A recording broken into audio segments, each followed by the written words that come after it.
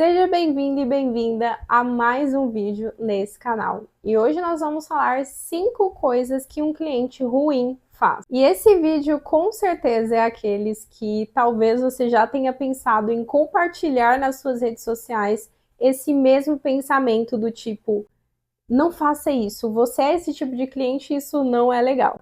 Então eu estou aqui justamente para a gente debater sobre essa questão e mais importante ainda, será que você não está sendo esse tipo de cliente? Bom, isso é o que nós vamos descobrir. Se você ainda não me conhece, está chegando aqui pela primeiríssima vez, muito prazer, eu me chamo Maria Caroline, sou especialista em naming e identidade visual. E aqui nesse canal você vai encontrar vários vídeos bem interessantes e extremamente úteis sobre marcas, negócios e empreendedorismo. Então, bora lá! Eu vou começar com aquela pedrada que todo mundo odeia. Mas aí é que tá. Na mesma medida que eu vejo que muita gente odeia isso, eu também vejo que muita gente faz isso. Então presta muita atenção que pode ser que você esteja sendo esse tipo de cliente ruim barra cliente chato, que é você pedir orçamento e depois você simplesmente sumir. E por que que isso é tão chato, é tão frustrante, é tão desgastante para um empreendedor? Porque a gente sabe que para serviços, por exemplo, muitas vezes a gente trabalha com materiais que são personalizados. Então não é um orçamento pré-estabelecido que a gente vai mandar ali para a pessoa e vai ser tudo igual. Então tem muita gente que trabalha com personalização em cada mínimozinho detalhe. Aqui, por exemplo, como designer de marcas, tem muita coisa que eu faço personalizado, alguns são pré-estabelecidos, mas ainda assim a gente tem que dedicar muito tempo para atender cada pedido de orçamento que chega. Porque o pedido de orçamento, ele não é muitas vezes só um oi, preciso de um orçamento e você manda. Às vezes o cliente, ele vem com dúvidas, ele quer saber como funciona mais a fundo o seu trabalho, às vezes ele quer algum trabalho muito específico, que você não tem ali na sua, digamos, tabela de preço e que você precisa personalizar para ele. Então existem vários poréns que fazem com que um orçamento ele dê trabalho para ser preparado e enviado para o cliente. E principalmente também se você precisa fazer reuniões com esse cliente. Então aqui, por exemplo, muitas vezes acontece de eu separar um tempo, marcar, conversar com a pessoa, para tirar todas as dúvidas dela, para explicar como funciona. E aí depois no WhatsApp a pessoa vai falar para mim se ela vai fechar ou não, depois de eu já ter feito a reunião com ela. E muitas vezes a gente manda mensagem para essa pessoa e ela simplesmente evapora. E assim, não que as pessoas sejam obrigadas a fechar com você, a fechar negócio, a falar, nossa, eu amei, não sei o que, vamos fechar, eu quero esse e aquele. Não, a gente entende também como profissionais, pelo menos eu entendo, né? E eu acho que é algo que você também precisa entender, que existem clientes que fazem pesquisa de mercado. E o que que isso significa? Significa que a gente está literalmente pesquisando o mercado para entender ali qual que a gente vai fechar, né? Qual profissional que agrada mais, se é aquele que tem um preço X, preço Y, se é aquele que entrega determinada coisa que o outro não entrega, enfim. Existem vários pontos que o próprio cliente vai decidir ali o que pesa mais para ele na hora de contratar. E, gente, isso é super normal. Eu, como cliente também, nem sempre peço um orçamento e já fecho com a pessoa, porque eu preciso entender se aquilo vai estar coerente com o que eu preciso, com o que eu realmente quero, estou disposta a investir, e se vai fazer sentido ali de uma forma geral, né? Então, às vezes eu gosto, por exemplo, se for alguma coisa para casa, às vezes eu quero um material de um jeito, e a pessoa só faz do outro. Enfim, existem muitas questões. Mas é assim, o mínimo, você chegar para a pessoa que te passou o orçamento e falar, oi fulano, tudo bem? Então, muito obrigada pelo seu tempo, pelo orçamento, mas agora eu infelizmente não vou fechar com você. Às vezes você nem precisa dar um motivo do porquê que você não vai fechar e tudo mais. É só falar que você não vai fechar e pronto. Eu sei que muita gente também tem medo, né? Ah, eu não sei como falar, que às vezes o vendedor vai ficar chateado. Mas vai por mim. É muito melhor quando você vai e fala para a pessoa que você não vai fechar do que quando você deixa ela no vácuo ali perguntando para você diversas vezes se você conseguiu ver a proposta que ela te enviou. Isso é muito mais chato, porque o tempo que ele deveria dedicar a você, ele já dedicou. Então já foi enviado ali o orçamento, já foi conversado Então, no mínimo, você agradecer pelo tempo que essa pessoa disponibilizou a te atender. Porque no tempo que ela te atendeu e você não fechando, poderia ter sido o tempo que ela atenderia com outro cliente que fecharia negócio. Então, esse é um ponto importantíssimo para você pensar. E o que mais me surpreende muitas vezes é que esse tipo de atitude, ela vem exatamente de gente que empreende também.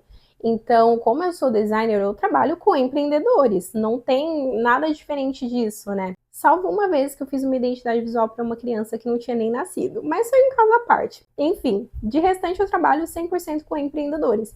Então, empreendedores, mais do que ninguém, deveriam entender que o nosso tempo é limitado. Então, se você empreende, não deixa a pessoa no vácuo. Mesmo que você já tenha sido educado com ela, mesmo que você fique com medo de chatear. Eu acredito que é muito melhor você falar que não vai fechar, porque pelo menos essa pessoa já te descarta da lista de contatos ali para fazer follow-up, né? Para ver se tem outra chance de fechar ou não. Essa é a minha opinião. Ponto de número 2 é você ser aquela pessoa que quer tudo para ontem. Tem até vários memes na internet, né? Se você queria para ontem, deveria ter pedido antes de ontem. E é exatamente isso. Não seja aquela pessoa que fica lá querendo as coisas para cima da hora. É claro que é sempre legal você perguntar para a pessoa, né, se você realmente precisa com urgência, você lembrou agora que precisa desenvolver alguma coisa, fazer algum material, ou sei lá, o que você vai contratar, um presente, você lembrou agora, enfim. Pergunta para a pessoa, olha, eu lembrei agora, eu realmente não queria pedir nada com pressa, mas existe essa possibilidade de você fazer de uma forma educada, de uma forma singela.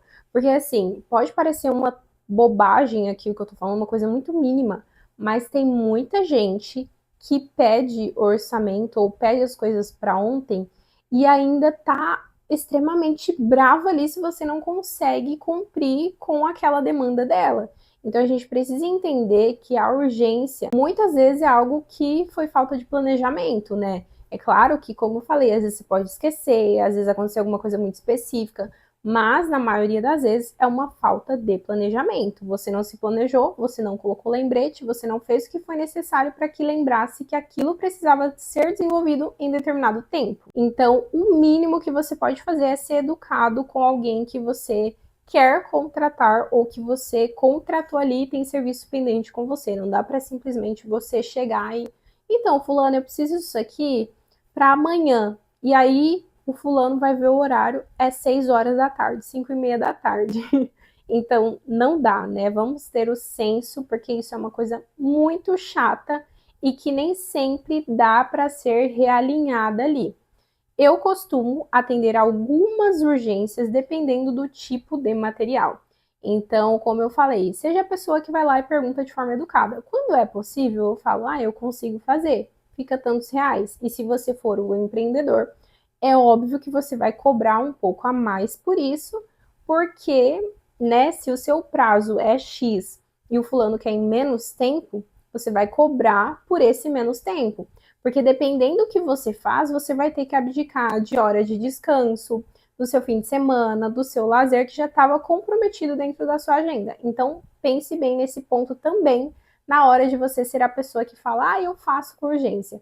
E aí você cobra, sei lá, R$ 100 em determinado trabalho que você for fazer, no preço normal, um cliente que espera para 5 dias e o outro que é para ontem, você cobra o mesmo preço. Então, não faz tanto sentido, né? O trabalho vai ser maior. O terceiro ponto é um ponto que pega muita gente, que é você ser o cliente que sabe muito mais do que o profissional. Todo mundo odeia esse tipo de cliente. E se você é esse tipo de cliente, você é chato. Porque assim, quando você contrata um profissional, você entende que esse profissional sabe algo que você não sabe. Porque se você soubesse tão bem quanto esse profissional, faria você mesmo. Agora, se sua questão é, eu não tenho tempo de fazer, e não sei o que lá, não sei o que lá, então você deixa esse tempo que você poderia fazer outra coisa, né, que você já contratou justamente porque você não tem esse tempo de ficar mexendo nisso, deixa com o profissional e vai cuidar das suas questões, ao invés de ficar azucrinando a orelha do profissional, falando, não, isso não é desse jeito, não sei o que, isso aqui não tá legal, não sei o que lá. E quando eu falo isso, preste muita atenção, porque pode parecer do tipo, nossa, só o profissional que tá certo e o cliente nunca tem razão.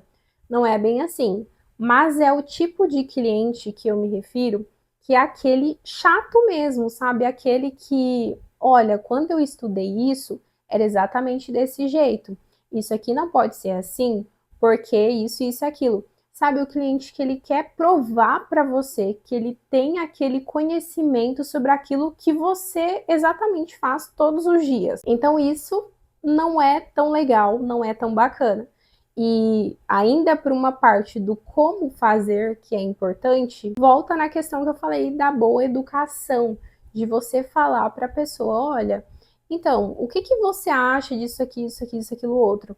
Porque dependendo do trabalho que você for fazer, é um trabalho colaborativo. Eu vou falar o meu exemplo, né? Porque eu tenho propriedade para falar da minha área e não de outras que eu não conheço.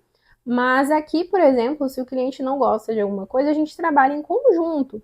Então, vamos lá, por que você não gostou disso? Ai, Maria, vamos supor que eu coloquei uma cor na identidade visual que o cliente não gostou tanto. Ah, eu não gostei tanto dessa cor.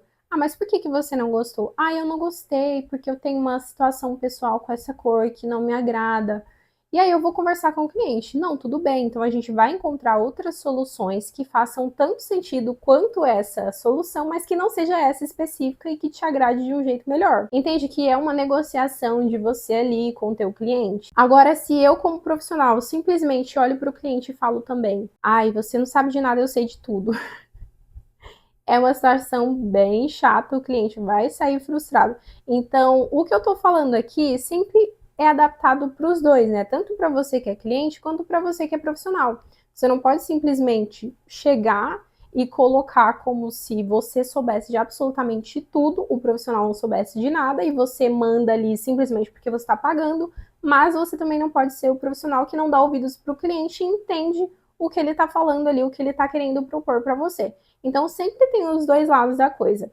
E todo esse processo, ele é muito colaborativo. Então, se você fizer um trabalho de um bom profissional, provavelmente o cliente também vai fazer um trabalho de um bom cliente. Eu acredito que em sã consciência, pessoas normais ali e respeitosas não vão, né, profissional, simplesmente esculachar um cliente porque ele quis saber o porquê de alguma coisa ou porque ele deu uma solução que na cabeça dele era mais legal. Então, a gente precisa entender que o cliente nem sempre entende mesmo. Às vezes ele acha que entende, mas ele não entende as coisas. Então, se você chegar e conversar e explicar, como eu dei o exemplo da paleta de cores, às vezes o cliente ele vai super entender e ele vai falar assim: nossa, é legal, eu nunca tinha pensado nisso. Nossa, realmente, do jeito que eu pensei não vai ficar bacana. Que bom que você me alertou, que bom que você me mostrou. Então, é adaptar isso para o teu trabalho, para a tua comunicação, tanto você com o seu cliente, tanto você com o seu profissional. O ponto de número 4 também linka até um pouco com esse anterior que a gente comentou, que é você, porque está pagando, querer exigir o fundo e o mundo do profissional. É claro que existe um limite entre o que você pode exigir do profissional que você contrata, que inclusive para isso existe um contrato, né, para você saber o que você pode exigir ou não. Mas é importante também entender que não é porque você está pagando que esse profissional ele tem que parar a vida inteira dele ou pensar que ele só tem você de cliente e responder você a partir da hora que você manda mensagem ali ou atender 50 mil ligações. Isso é uma coisa muito, muito chata. E já vi muitos relatos também de pessoas que recebiam inúmeras ligações de clientes porque a pessoa justamente não respondeu. Ah, eu vou ligar porque quem sabe assim a pessoa vê e me atende. Ou querendo que respondesse fim de semana e tudo mais. Então, assim, essa é uma característica muito forte daquele cliente que é ruim, daquele cliente que ninguém quer atender. Porque você suga todas as energias do profissional. Você, assim, sabe, você vai tirando aquilo que de bom que há nesse profissional justamente porque você sabe, é uma pessoa muito complicada. Então não dá para você querer que a pessoa pare a vida dela e te responda de fim de semana e te ligue de volta porque você acha que tem que fazer uma ligação sem ser combinada. Enfim, não seja esse tipo de cliente, porque isso é muito chato. Apesar de você estar pagando, lembre-se que do outro lado também existe uma pessoa e essa outra pessoa também precisa atender outros clientes que também pagaram para poder adquirir os serviços dela. Então imagine se cada cliente que me contrata falasse, porque eu estou pagando a Maria, eu vou ligar para ela meia-noite. Porque eu estou pagando a Maria, eu vou ligar para ela de fim de semana. Porque eu estou pagando, sabe? Isso não conecta, né? Então você precisa entender e saber que existe um limite ali entre aquilo que é interessante você cobrar e exigir do profissional e aquilo que é bom senso. E o último ponto, de número 5, é você ser aquele cliente que muda de ideia o tempo todo. Especificamente isso para serviços, né? A gente está falando de algo mais personalizado. Não estou falando de você não conseguir decidir entre uma calda de chocolate e uma calda de morango, por exemplo. Mas se em coisas assim mais robusta, você for uma pessoa extremamente indecisa, que toda hora muda de opinião, hoje eu gosto disso, amanhã eu não gosto. Hoje eu tô assim, amanhã eu não tô. Isso vai ser complicado para a tua comunicação com o profissional que você está trabalhando. E eu vou mais uma vez dar um exemplo aqui para o meu trabalho. É muito ruim, por exemplo, quando a gente trabalha uma estruturação de identidade visual e aí o cliente, ele é tão indeciso, mas tão indeciso que ele começa a vagar de forma aleatória ali pelo Pinterest. E aí ele toda hora manda uma referência. Eu gosto disso, eu gosto daquilo, isso aqui é legal, isso aqui é bonito. Achando que você vai fazer um milagre e conseguir incorporar aquelas 100 mil referências que ele te enviou em um projeto. Ou que você vai milagrosamente entender o que ele gosta, sendo que você mandou mais de 1001 informações. Então, se você é esse tipo de pessoa, tome muito cuidado, porque pode acabar desgastando o profissional e também você pode se frustrar, porque na identidade visual, por exemplo, não tem como a gente seguir todos os estilos do mundo. Isso é impossível, não tem como você fazer uma mistureba e ter um logotipo de cada estilo, uma paleta de cor de cada estilo. Então, por isso que existem os processos que são importantes para que eu converse com o cliente, né, ou para que o outro designer converse com seus clientes e consigam entender ali o que esse cliente gosta, o que o meu cliente gosta e o que também alinhado a isso faz sentido para a marca e que vai ser estratégico pro projeto dele. Mas, mesmo assim, pode acontecer de você ser um cliente super indeciso, que uma hora quer uma coisa e outra hora quer outra coisa. Então, não tem como o profissional personalizar de tudo um pouco para você. Precisa ter esse senso de o que para mim é mais importante, o que eu tô vendo aqui que eu realmente gosto. Porque às vezes, falando ainda de identidade visual, às vezes você vê uma coisa que nem faz sentido para você. Você só acha bonito, mas lá com o briefing que você preencheu, não conecta. Não vai passar aquela mensagem que você gostaria e está completamente o oposto. Então é por isso que eu também digo que tudo linka aos outros pontos, né? Então o profissional que vai olhar para você e vai falar, olha, isso aqui não vai conectar por conta disso, disso, daquilo. Mas se você também não ajuda e é a pessoa que muda de ideia o tempo todo, o seu projeto nunca vai terminar, né? E aí vai ficar uma situação muito chata para você e para o profissional.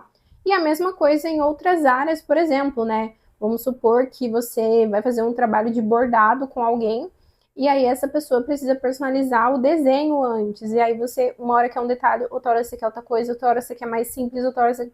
Sabe, o trabalho nunca tem fim, então você não consegue focar, desconcentra o profissional e aí fica um negócio desgastante para ambas as partes.